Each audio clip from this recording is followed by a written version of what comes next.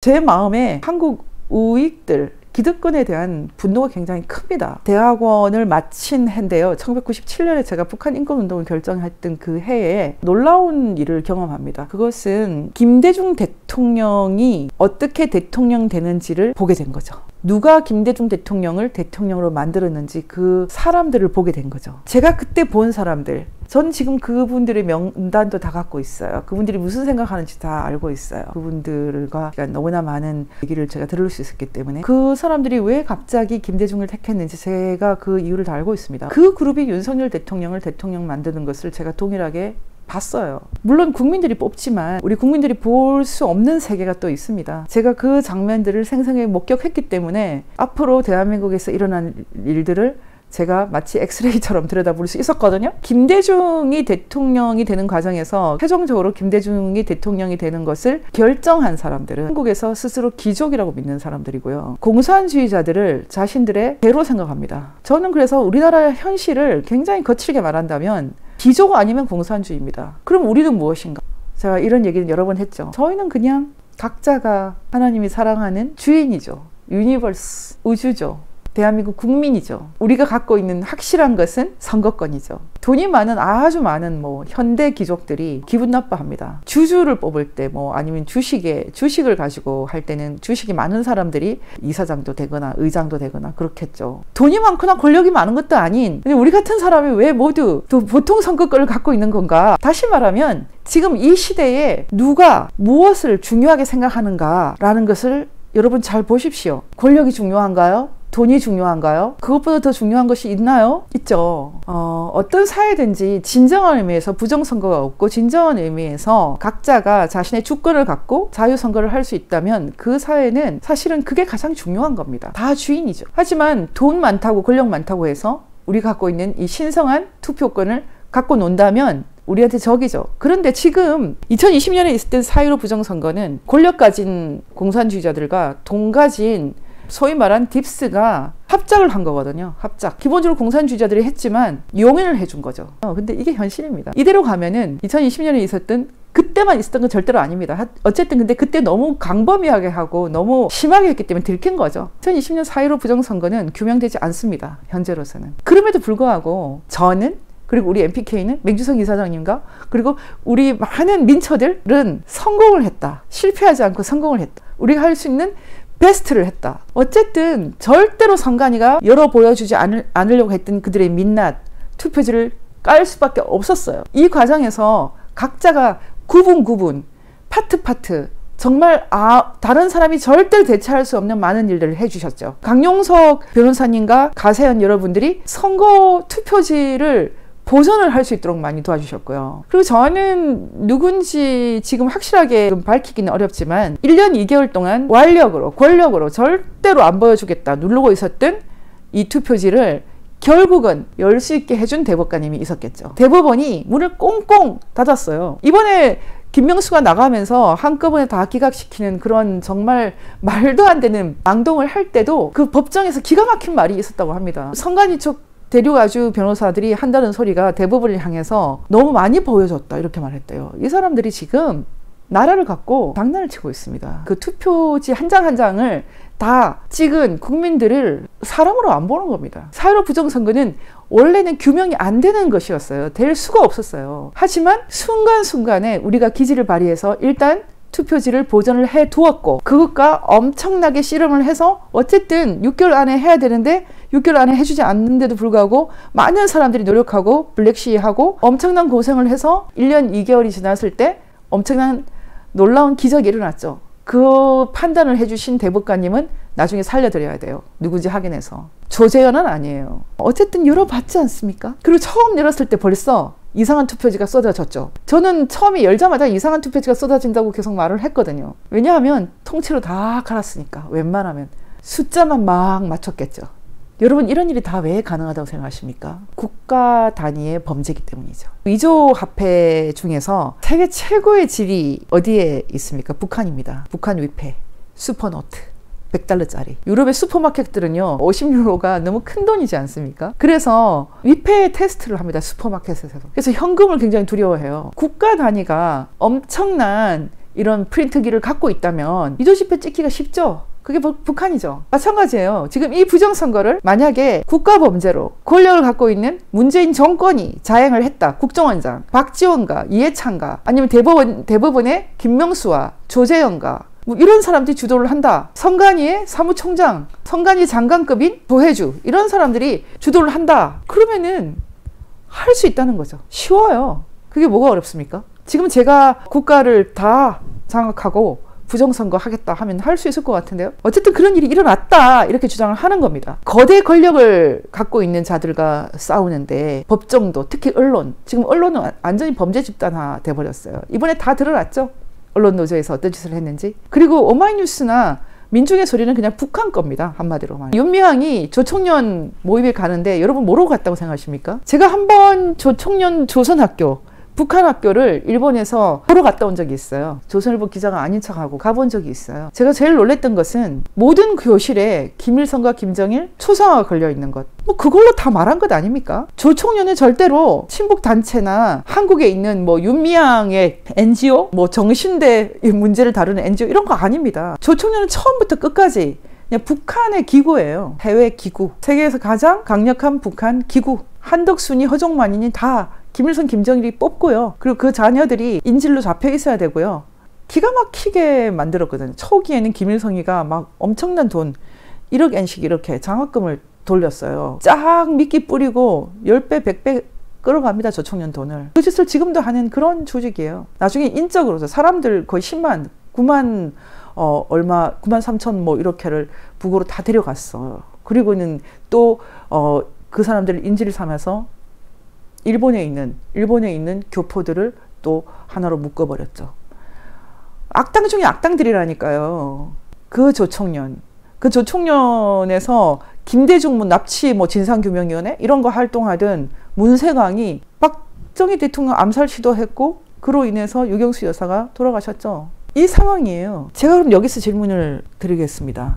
지금부터는 우리 모두가 머리를 시원하게 해야 됩니다. 국민의힘에 있는 하태경 그룹 많은 사람들이 힘이 없다고 하는데 사실 힘이 있습니다. 유승민, 지금 홍준표도 마찬가지고요. 소위 말하는 5.18을 순전히 자유민주주의로만 보고 있는 그 사람들, 순전한 것이 아니라 악한 거죠. 자기 권력을 위해서 거짓말을 하는 거죠. 자유민주주의 요소가 있을 수도 있어요. 뭐 전혀 없다라고 말할 수는 정말 없거든요. 있을 수도 있어요.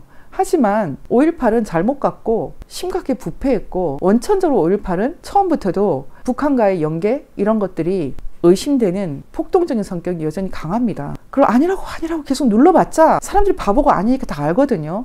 누가 순수한 시민이 파출소를 틀 수 있습니까? 그런 일은 지금도 가능하지 않아요. 그때도 가능하지 않고. 국민의힘을 장악하고 있는 그 권력의 실체, 그 사람들과 더불어민주당을 장악하고 있는 그 권력의 실체, 그들은 지금도 나 기족입네. 기족. 뭐 정점에는 홍석천 씨가 있겠죠. 김무성, 마름 같은 김무성. 그리고 더불어민주당의 범공산주의자들. 나 빨갱이다 이렇게 말은 안 하겠지만 공산주의가 왜 싫은데?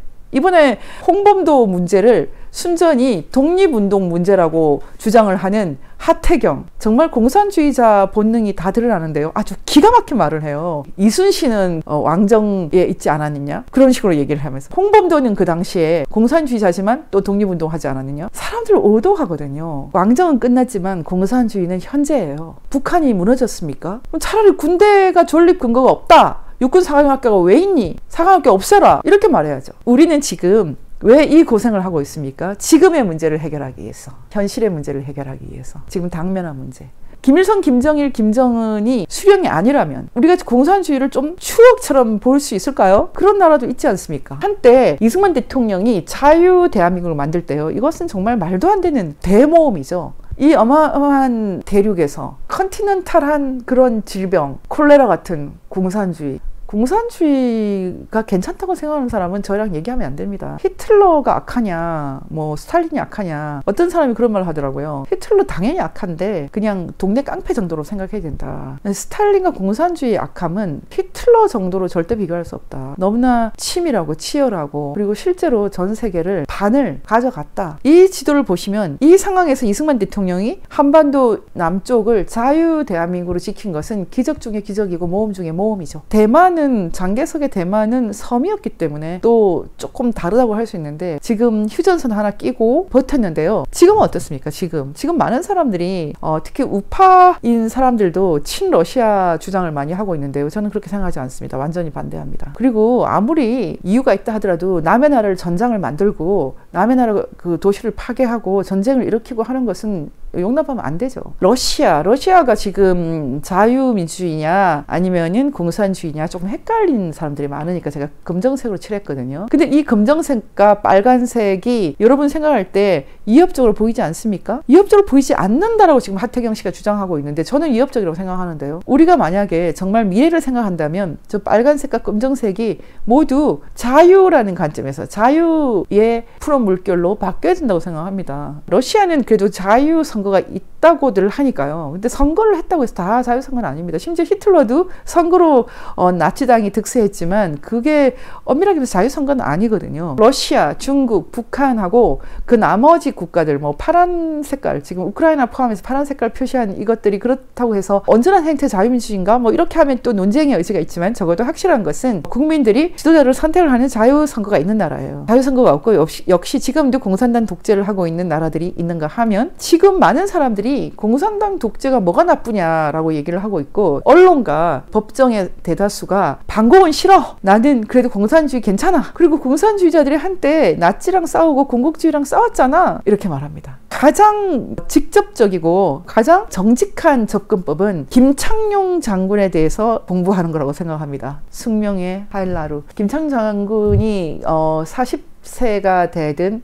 1956년에 암살을 당했는데요. 저는 이 김창룡 장군의 생애를 보면서 복잡한 마음이 있습니다. 지금 한국의 김창룡 장군에 대한 접근법은 굉장히 단순합니다. 그는 아주 공포의 메카시즘, 공산주의를 너무나 미워했던 사람 이렇게 되어 있습니다. 그래서 어떤 경우에도 김창룡 재평가는 하지 않고 있습니다. 심지어는 이런 논리로 말합니다. 김창룡 장군이 공산주의와 싸웠다고 하지만 일제 식민지 시대에 공산주의가 되든 민족주의가 되든 뭐 우익이 되든 좌익이 되든 친미가 되든 일단 일본하고는 싸웠어야지. 근데 이 사람은 만주에서 일본 헌병이 되어서 공산주의랑 싸우지 않았느냐. 그 자체는 어떻게든 정당화되지 않는다. 나중에 해방 이후에 이 사람이 공산주의와 싸웠다 하더라도 이게 지금 현재 학계의 가장 일반적인 얘기입니다. 그 얘기는 지금 학계, 지성계, 지식계가 사실은 빨갛게 물들어 있는 거죠. 저는 소위 말하는 우리 세대의 이 붉은 물든 학자들을 저는 설득할 자신이 없어요. 설득은 하지 않고 이길 자신은 있어요. 그 이길 시점이 언제인가. 제가 죽기 전에 제가 옳았다. 하지만 아주 고독하고 외로울 각오를 하고 있습니다. 김창룡 장군이 1500페이지 정도의 원고를 남겼고 그 원고를 그 부인이 따님들한테 줘서 이 책이 작년에 나왔는데요. 그 책에 보면은 이런 말이 있어요. 우리 민족이 공산주의의 악독함을 느낄 날이 오리라. 그리고 민족적 자각 속에서 혼란을 타파할 날이 오리라. 그런 날이 오직 않았어요. 저는 김창룡 장군은 해방 직후에 북한에서 공산주의의 악랄함을 소름 끼치게 경험을 했다고 합니다. 그리고 죽을 고비를 넘겼고 자기 자신도 그래서 정당 방해이긴 하지만 죽기 직전에 그 소련 군인 한 사람을 죽이고 남하를 했다고 합니다. 그 자신도 결국은 암살이 됐죠. 김창룡 장군을 죽인 사람은 공산주의자가 아니에요. 그때나 지금이나 똑같습니다. 지금도 심지어 부정선거 규명운동을 할 때도 적이 내부에 있어요. 자기들끼리 싸우고 있어요. 자기들끼리 경쟁하고 싸우고. 김창룡 장군을 죽인 사람은 군 민주화를 위해서 쏘았다 이렇게 말했다고 하더라고요. 근데 그게 사실이라고 믿는 사람은 없습니다. 배후가 다 드러났죠. 그것은 기본적으로 군대 내에 그 부패 정보, 김창룡 장군은 정보장교였기 때문에 무시무시한 정보를 갖고 있었죠. 그 정보장교인 김창룡 장군이 사실은 비리, 자유당의 부패, 그리고 이승만 다음 승계를 할 그 차기 권력에 대해서 부패하지 않은 사람을 택하려고 했던 그런 여러 가지 일들 가운데서 우익한테 죽임을 당합니다. 부패한 우익. 처음에 공산주의자가 죽였다고 속이기 위해서 아주 이상한 행동도 했다고 하더라고요. 합동수사본부에서. 심지어는 사건을 조작하기 위해서 그 헌병대장을 이렇게 조작하기 위해서 찝차에 오리가 죽었다라는 얘기를 듣고서 오리틀을 붙여서 증거를 조작하려고 했다. 근데 바빠서 뭐 붙였는데 그게 닥터리였다. 그래서 그게 조작이 드러났다. 그런 얘기가 있을 정도로 그때나 지금이나 정말 무시무시한 가공하는 습관은 좌익 우익이 다 있고요. 특히 중대한 순간마다 우리에게 무시무시한 적으로 등장하는 것은 한때 우리가 우리 편이라고 믿었던 사람들이죠. 저는 이번에 한변의 변절이라고 표현했던 것은 사실 한변은 여전히 지금도 굉장히 좋은 조직입니다. 김태훈 변호사님도 굉장히 존경할 만한 북한 인권운동가이기도 하고요. 그렇지만 저는 이재현 변호사가 이런 터무니없는 얘기를 하고 저는 영향받고 있다는 걸 느낍니다. 누군가가 부실이지 부정은 아니라고 말해라. 그렇지 않고는 이렇게 당당하게 황당한 궤변을 늘어놓을 수가 없습니다. 부정선거 다 규명될 것입니다. 왜냐하면 저희가 지난 3년 동안 치열하게 싸워서 진짜 빼박 증거를 다 찾아냈거든요. 지금부터는 이제는 행정재판에서 형사재판으로 갈 겁니다. 검찰이 수사하게 만들 겁니다. 범법자들 입장에서는 저희가 좀 우습게 보이겠죠. 그렇게 해서 하세월이지 이렇게 생각하겠죠. 그러면 또 4년 지날 것이고 그러면 어떻습니까? 어차피 이 라운드는 너무 큰 것입니다. 전 세계에서 나는 귀족임네, 왕후장상의 씨가 있지 라고 주장하는 돈 가진 사람들, 권력 가진 사람들, 우리 같은 사람들 하찮게 생각하겠지만 역사는 우리가 승리하는 것을 이미 보여주었고 이것이 바로 우리가 믿는 사랑의 하나님의 역사입니다.